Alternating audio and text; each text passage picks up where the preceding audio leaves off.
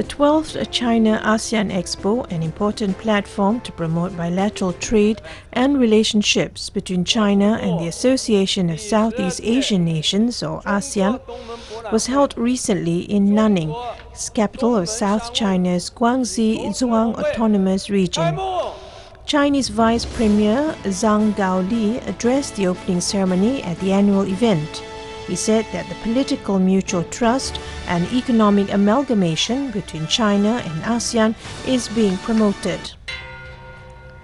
Chinese President Xi Jinping's initiatives to jointly establish the 21st century maritime Silk Road and a closer China-ASEAN community of common destiny have been applauded and supported by ASEAN countries. Chinese Premier Li Keqiang proposed to establish China-ASEAN 2+7 cooperation framework.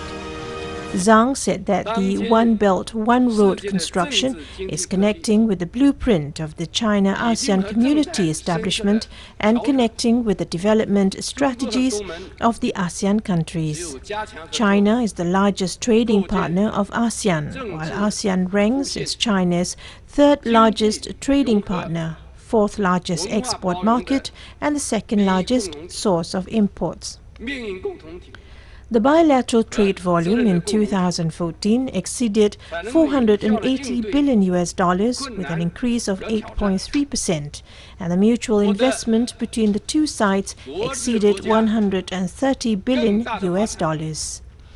Zhang said the negotiations on the upgrading of China-ASEAN Free Trade Area, or CAFTA, and the Regional Comprehensive Economic Partnership, or RCEP, are making progress, and the roadmap for the Banbibu Gulf Economic Cooperation has been completed. He added that the cooperation fields between China and ASEAN is being expanded as well. The Expo themed creating a new blueprint for maritime cooperation by jointly building the 21st century maritime Silk Road has drawn more than 2,200 companies from China and the ASEAN countries. Held in conjunction with the China-ASEAN Business and Investment Summit, the Expo features 4,600 exhibition booths. In addition, 27 forums on industrial cooperation, e-commerce, environmental protection, and tourism were also held during the event, highlighting the 21st Century Maritime Silk Road Initiative. Initiated in 2004, the Expo serves as an important platform to promote bilateral trade and economic relations between China and ASEAN. The founder and owner of a private museum, which is filled with antiques from Shanghai, dating from the late 1800s through 1980, is looking for a new home for her collection. The museum, called Shanghai Memories, was set up 7 years ago to display the iconic household items from the city's past. About 1,000 antiques are displayed in more than a dozen scenes inside the 200-square-meter museum. Visitors can even pick up and touch the pieces. The facility was set up by Wang Xiaojia, who has no professional background in museum management. Born in the 1980s, she inherited a large collection of antiques from her family. She found space in a warehouse and set up her museum. Wang said some elderly visitors found the exhibits were just like the things they used when they were young, and these items brought back those memories. One visitor held her hands and said she was doing something very valuable. This encourages Wang to go on. But Wang's lease is about to run out, and the landlord will not renew the contract. So she needs to find a new home for her collection before the end of September. She said some shopping malls and cultural gardens have invited her to move there, but Wang thinks those places are too commercial. She wants to find a place that is close to daily life.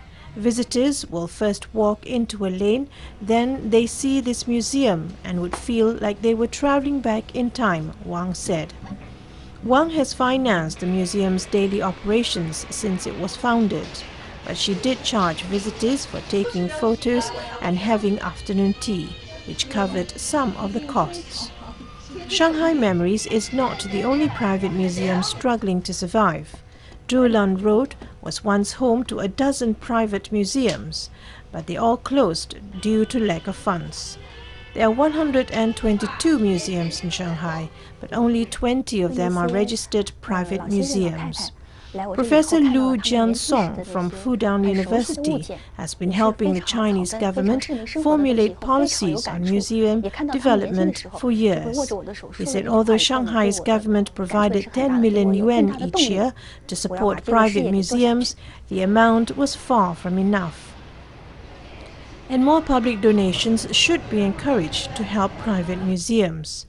Liu said codes on museums allow charity funds to support private museums in China, but the government hasn't worked out detailed policies on the issue. Liu said they lacked a policy like the National Foundation on the Arts and the Humanities Act in the United States, which promises a tax break if donations are given to museums. Wang says even without those policies, she will do everything that she can to find a new home for the exhibits and keep her museum open to the public. The 50th Colombo Scout Camporee and the Golden Jubilee celebrations held recently was participated by more than 4,000 scouts. Keeping Scouts' spirit alive was the theme of the Camporee.